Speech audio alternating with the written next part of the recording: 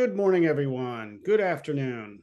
David Severance here, coach at CSC. Glad to see everyone again on this lovely Tuesday. I'm keeping Chirag's seat warm one more day today. It's so nice to see all of you here. I'm going to see a video in just a few minutes, as we have been doing the last couple of weeks, and then we'll talk about it afterwards. Today's video is a continuation of the conversation we had yesterday. If you were with us yesterday, Chirag was talking about the lifetime value of a client, how to calculate that, and how to think about how you might use that in your marketing and outreach strategy. And he talked about the importance of focusing on the process and not just the end goal. We're talking about momentum and multipliers. Momentum is about doing certain things consistently over time, and certain results come only through a consistent application of something over time, learning a language, or learning how to play golf, or having a great connected set of clients and relationships that lead to further business down the road. So today's video is going to pick up on that a little bit. He's going to talk about 5 different things that, in terms of outreach, that you could be or should be doing. He's not going to place any kind of emphasis on doing one or the other, but you can look at yourself and say, am I doing these things? More importantly, am I doing these things consistently? So we'll watch the video here, and it's about 12 minutes long, and then we'll come back and talk about it. Person, could you please roll the tape? Thank you.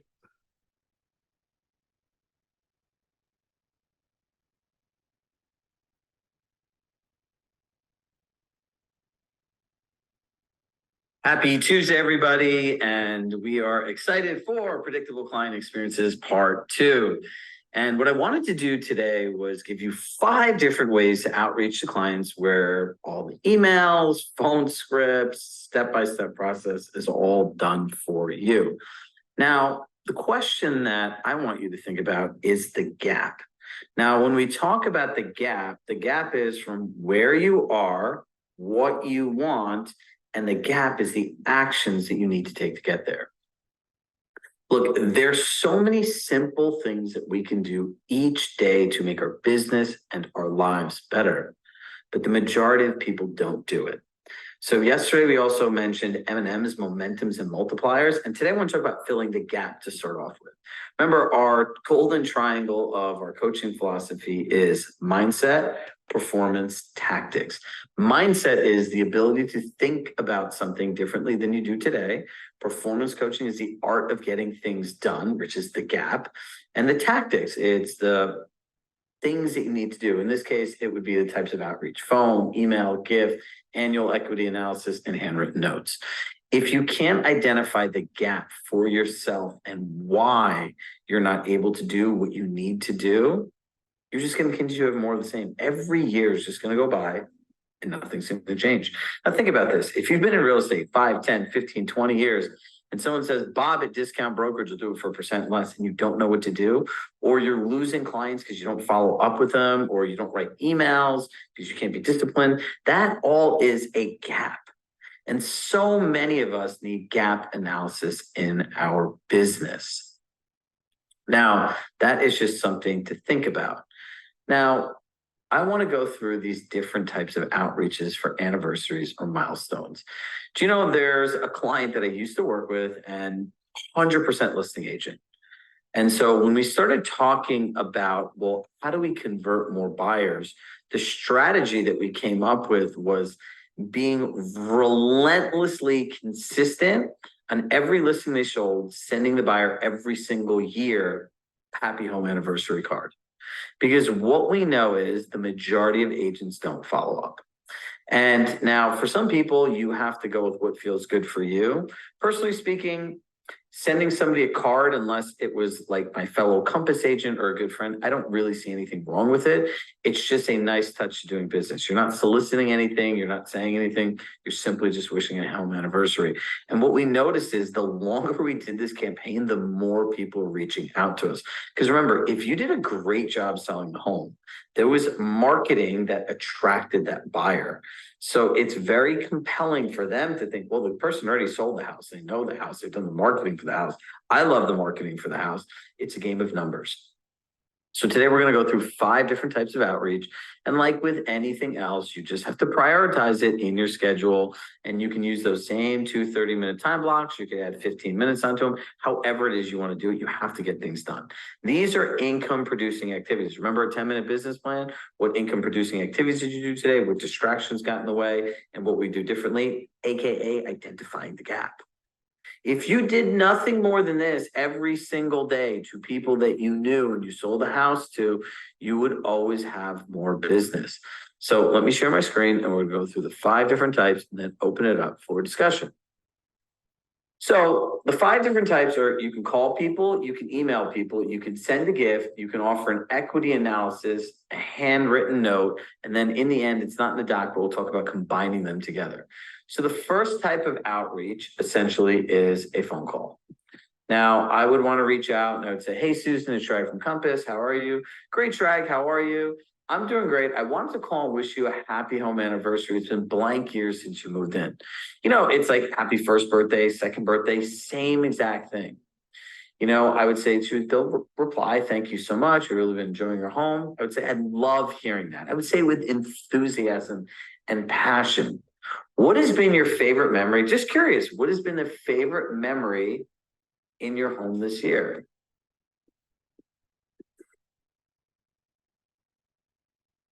What has been your favorite memory in your home this year? They're going to share the memory. Now, this is talking about echoing. That's amazing that I would reshare the memory and looking forward to hearing about more memories in the year to come. Thank you so much, Rod. We're grateful for home and that you helped us. That's generally how these conversations go. I would say you're welcome. Is there anything else? Is there anything I can be helpful with now? They're either going to say yes or no. And then the conversation continues and ends. And that's it. Remember, just like last time, you log the activity, you put notes in for anything important your client said. Email. I have a client that sends these amazing notes that I like writing for them. I always joke around, in another life, I could be a Hallmark card writer. Subject line, happy second home anniversary, third, first, whatever it is. Home is a special place where you build memories for yourself and your family, and wanted to wish you first, second, third home anniversary.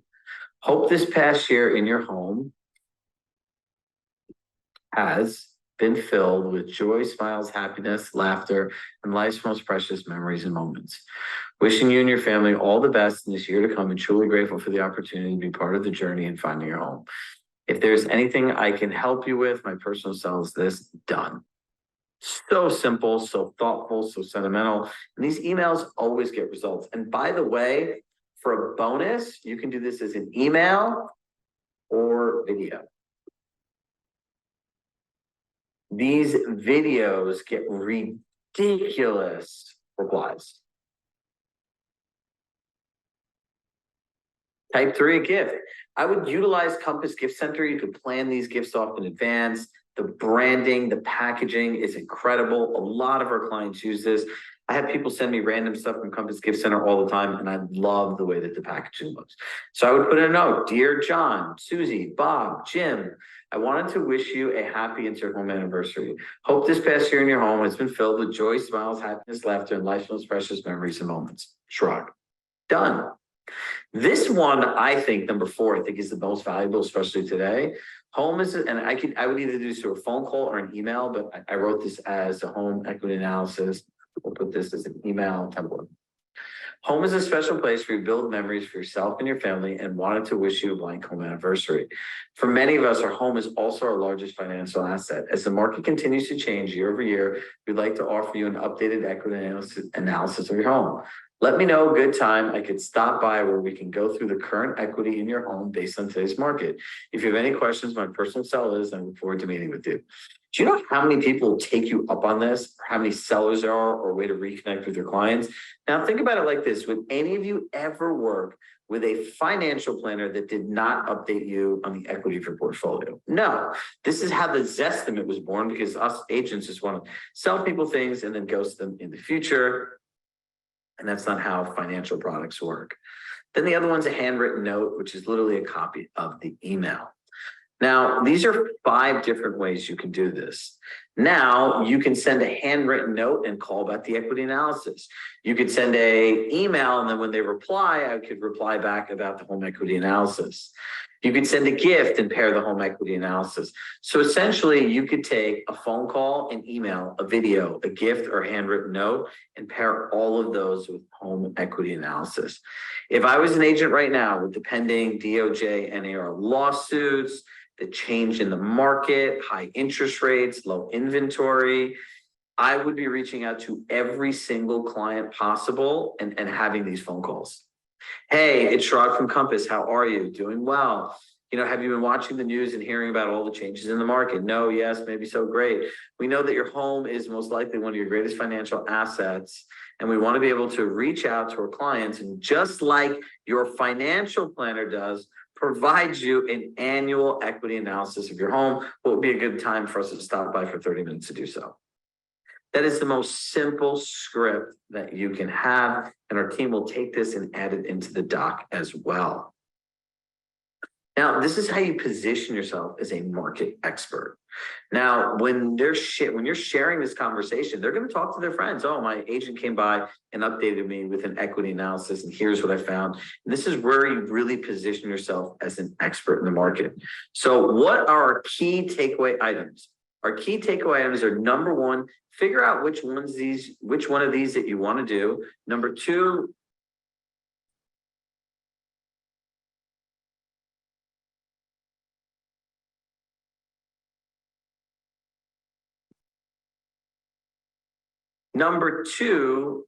understand, based on which ones of you want to do, how you're going to pair the home equity annual analysis. Be obsessive in doing this with your clients. And number 3 and 4, obviously most important, time block these in your calendar and document and log everything. This is a game of numbers and consistency. And as we approach the world of what exactly does my real estate agent advisor do for us, remember this: your job as a salesperson, that's what you do, how you do it, and this is where it comes in. Salespeople sell things, they collect the commission, and the sale is done. Advisors, partners, consultants stay in touch with people after. So this is where you really identify the gap. So as you can hear, we have lots of stuff going on in our home right now, and I want to make sure that you guys are prepared and have momentum. Now think about this conceptually. If you look at yesterday's session and today's session, if we could say what does success look like, by the end of the year, if you've updated all your contacts, all your emails, you set up and automated your whole Happy Home Anniversary system, and literally all you have to do is, as you're updating the contacts, create a prompt, which is a task of when to do what you're going to do. That's it. And you don't have to wait to do these equity analysis email templates or phone calls with people. If I wanted to create new opportunities and I was slow for lead gen, I'd start reaching out to every client that I sold the home to. I reach back from last year, and then I go back the year. And the further back you go, almost more valuable it's been, right? It's been, hey, we haven't, the market, and I would go back to the clients you sold right before 2020 into 2019. I'd say, hey, since you last bought your home, so many great things have changed in the market. I wanted to update you on the equity in your home. So these are different things to think of. And as always, with love in my heart, I love you all. Make sure you focus on the gap, the 10-minute business plan, and just start getting into momentum. Remember, momentum and multipliers. When you have the momentum of having these conversations every single day, the multipliers will be what the clients do and tell their friends who are thinking of selling their house and that you really don't know. So we'll open up now for discussion, and we'll see you guys next week. Bye, everybody. Okay, so Chirag shares a lot of stuff there. I'm pretty certain that all of you are doing some version of those kinds of things that he was talking about. Did you ever wonder what everybody else does? Because I get a lot of clients who ask me, hey, David, I don't know if I'm doing the right things in terms of marketing myself and outreach to various people. And, what does everybody else do? I want to make sure that I'm kind of in the mainstream, or, I don't want to be overlooking something that everybody else does that works for them. So what we'll do right here, right now, is we have 50 people on the call. So what I'll ask you to do is I'm going to pull up another slide, which has the same 5 things that Chirag just listed there. And I'd like you to look at this slide and put into the chat the number next to the item that you do on a regular, consistent basis, not something that you do once in a while. That doesn't count for our purposes here. Not something that you do, an ad hoc or something like that, but something that you've committed to and you're doing regularly for yourself. Put the number of those items. Maybe it's 2 or 3 of these. Maybe it's only 1 of these. Put that into the chat and let's see what everybody else is doing.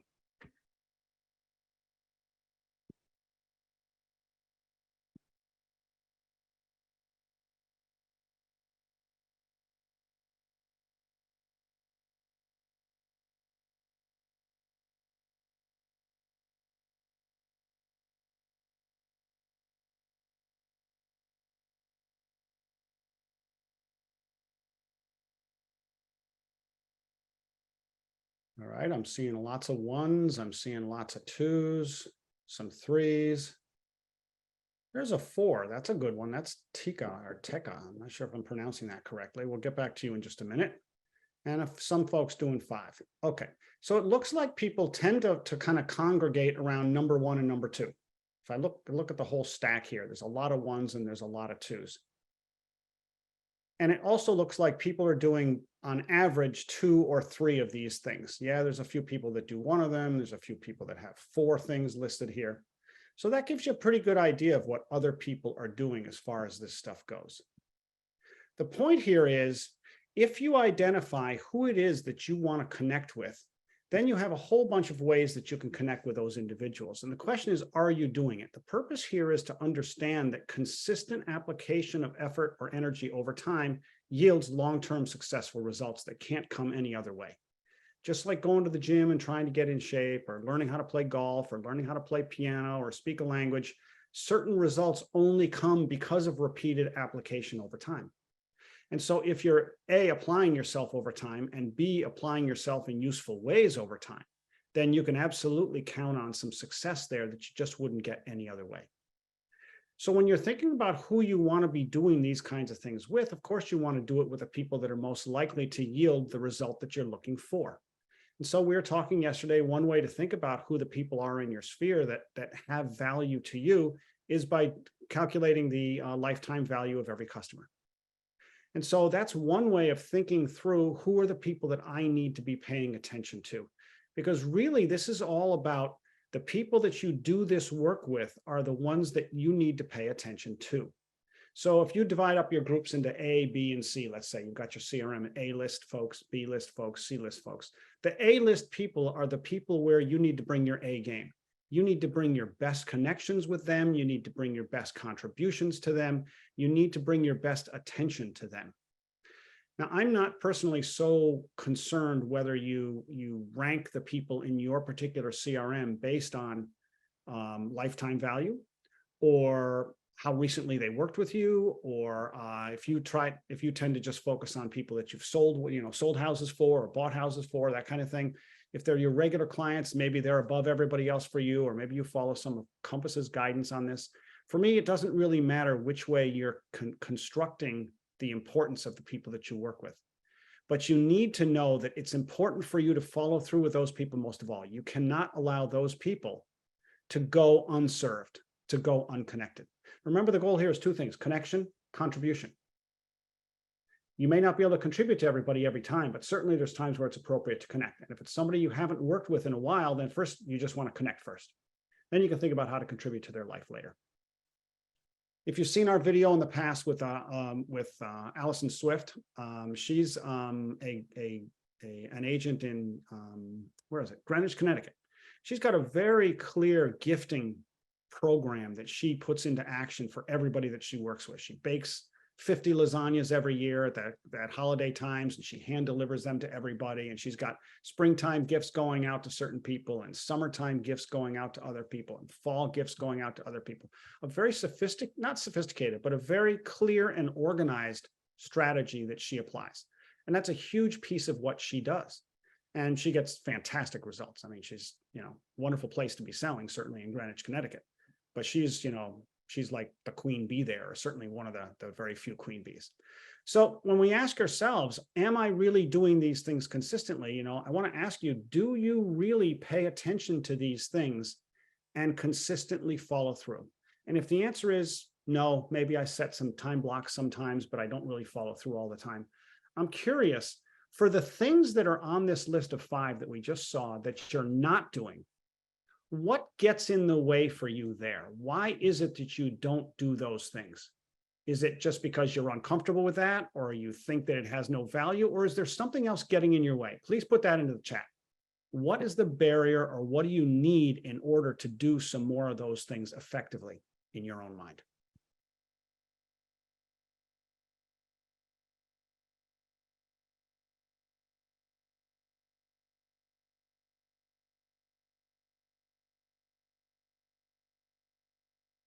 What is it that stops you from doing one of those other things? What is it that you think you need in order to start doing one of those things?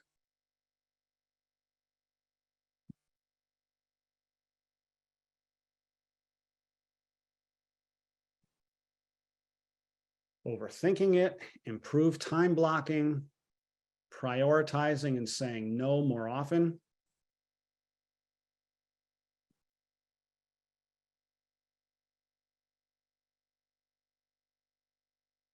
Having the script in reaction mode most of the time. Got it. So these are very common things that we hear from so many agents that we work with. There's something about the whirlwind of day-to-day life that gets in the way of doing this stuff, even though we know that over time, if we did it, we'd have some success, waiting for perfection. Imagine if your goal was to get into shape or lose X number of pounds and you decided you need to start going to the gym. You would never get there if you said, I need to go to the gym 4 days a week. And then every time those days come up, that time comes, you say, well, I need to do something else now. But this is exactly what we do in our business. Unfortunately, we have this idea that I need to be reaching out to people. Maybe I want to send some cards. Maybe I want to send some emails. Maybe I want to make a video or something. And I keep putting it off till tomorrow, and it doesn't get done. And maybe we are waiting for perfection, or maybe we don't want to be pushy. These are all good, reasons. I shouldn't say good reasons. These are all common reasons why we might not take advantage of the opportunities that we have right in front of us. What you simply need is a plan or a strategy, and then execute it. It's not complicated, right? And so if it's just a matter of scheduling some time blocks, it's scheduling the time blocks and then following through at those times. But so often we choose to do something else when that moment comes. Sometimes it's because we don't feel prepared or comfortable to take the step when that moment comes. Maybe we're afraid it'll it'll seem pushy. Maybe we're afraid they won't remember who we are. Maybe they'll think that we're just trying to sell them something and they're not going to listen in the first place. Maybe we want the script for ourselves to be perfect in our own mind before we attempt it. All these kind of limiting beliefs in our own mind can stop us in our tracks. But we have to own the reality that everything that we do and don't do in our business is actually within our control, right? It's like when we say tomorrow, I'm going to call so-and-so, or I'm going to make some phone calls at 10 a.m. or whatever, and then 10 a.m. comes tomorrow, and you say, well, I've got this going on, and a client just called me, I have to do X, Y, Z, I can't get to it. That's choice, right? It's not the circumstances that have limited your life. It's your choice to focus on option B rather than option A, which yesterday you said was really important. We certainly don't want the urgent things or the things that appear to be urgent today to stop us from doing the important things that we identified yesterday that we need to do today instead. Wanted to ask Tika or Teka to please come off mute, and I have a question for you, please. Hi, Tika. First question is, the name, Tika? Yes, Tika. Okay, thank you, Tika. So 2 things. One, you said prioritizing and saying no more often. Yes, I know. I saw your face and I go, So I have a pretty full life socially outside of selling real estate, and I sell a lot to friends and people who are really close to me, and a lot of it's referral based. So, and I also mentor some younger women, so I can get interrupted a lot. Yep, got it. And I get invited to a lot of things. So I need to figure out a way to prioritize and learn how to actually say no, because I have this philosophy that whatever's happening is like part of the universe's plan. Yep, but I get distracted a lot. Got it. Thank you. So, many of us want the goal. We say, I want to get to 5 million, or I want to get to 10 million, or I want another sale, or I want another referral. But what we're really saying is, if we're committed to that goal, what we're really saying is, I'm committed to the pain and suffering I have to go through to get to that goal. And it's very easy to say I'm committed to the goal, But it's very hard to say I'm committed to the pain and suffering that I'm going to have to go through to get there. And it doesn't have to be pain or suffering. It could just be effort, right? It could just be focus. It could just be attention. But the point is, when you say this is what I want, what you're saying is this has to come along with it, because this only comes after this. Now, Tika, I just wanted to ask you one more thing. You mentioned before that you have been doing the equity analysis in some form. Yes. Can you just take 1 minute to explain to people, how do you do that? And what results do you see from that? So it's really simple. I literally, I provide one, and then I put a reminder in my calendar, and I try to just do it at least once a year to the people that I've sold in the past. And oftentimes conversations come up based on them maybe needing to move, or somebody in their family needing to move, or they're surprised by the equity. I get a little nervous sometimes when the market hasn't done much, particularly when the interest rates were really low. A couple of years ago, I've sold some properties and there's not a lot of equity, so I owe them one, and I'm a little nervous because they haven't really made any money. Got it. And how have the people responded when you've done it generally? Very grateful, always a response. And sometimes I'll send it via email if they're not nearby. Yep. But I always follow up with a call, or I let them know ahead of time that it's coming. Yeah, so it's an opportunity to also call them. Yep, got it. All right. Thank you. Yeah, I try to do that with and then I also do the anniversaries, but in the past, I've actually made a physical handmade card. And we make it look like a ransom note, but it's the date of their anniversary, and then it's a little kitschy. But I think I'm moving into more, I don't think I have time to make those cards right now. So I think I'm moving into the scripts of just sending the email. Got it. All right. Thanks so much for sharing that. I'd like to just ask Shawandal, is it? To come off mute and join us for just a minute. Is it Shawandal? How do you pronounce your name, please? Shawanda. Oh, Shawanda. Okay, got it. Thank you, Shawanda. So you mentioned having the script helps. So what is it in the script that helps you? Well, I was referring to the script that he just gave us. So just saying, but getting outside of my head and not overthinking on what to say or what not to say. And so at least having something with small bullet points to go on, I think will help me get out of my head of what I want to discuss and not,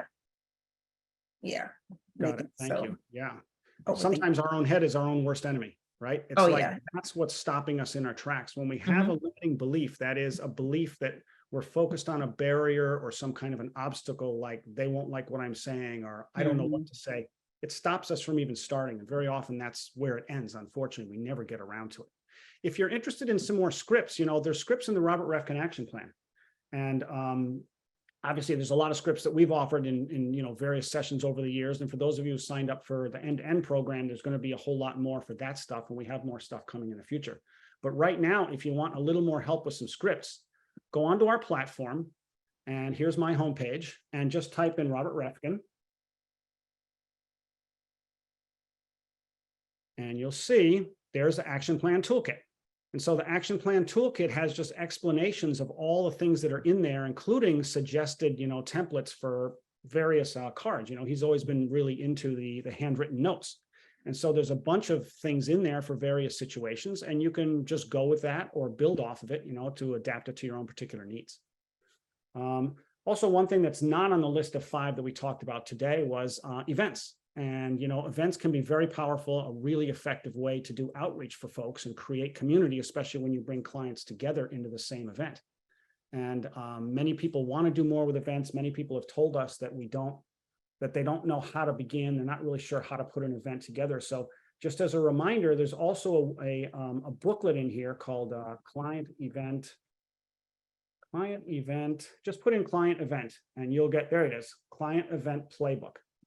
And so the playbook is exactly that. It's a playbook designed to show you how you can plan various events. And not only are like some nuts and bolts things in there, but some examples of what different events, you could hold are also available. Why is that not coming up? Just a moment.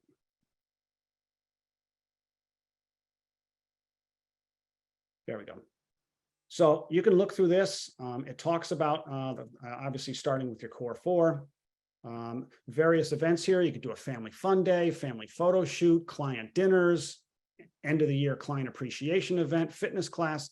A whole bunch of things are possible throughout the year. And so look for this. It's got everything that you need to just put an event together, or at least start putting an event together. And there's all kinds of stuff that you can build off of that's in here. So these two resources are available to everybody all the time. So we want to make sure that whatever you end up choosing, whatever mixture of these things that you're choosing, that you're not stuck. You know, it's very important to us that you implement what it is we're talking about here. And so what our hope is that everyone will use today's conversation to think about what else that they want to do differently, or what is it you want to start doing, or what is it you want to stop doing, to put into place a simple process that you're going to consistently follow through with over time. The success of a certain chunk of the success of your business is waiting for you at the end of this train of events. And if you can just do it and consistently do it, you'll get access to results that you can't get when you're running around like a squirrel every day, like everybody does. So we're here to help you going forward. Let us know how we can continue to support you to do this. We want to see everybody gaining some success through consistent application of attention and effort, especially with your best clients in the past. So thank you, everybody, for being with us today. It's been my pleasure to host everybody for the last couple of weeks. I'm actually going to miss all of you. I hope some of you will show up for my Wednesday morning calls, which are 9:30 Eastern. We talk about a variety of topics. And if not, I hope to see you again on a playbook call soon. Chirag, I believe, will be back next Tuesday. I think that there's going to be a different host on Monday's calls. So look forward to seeing everybody. Thanks for your attention over the last couple of weeks. Get out there and make the contribution that only you can make. Have a great day.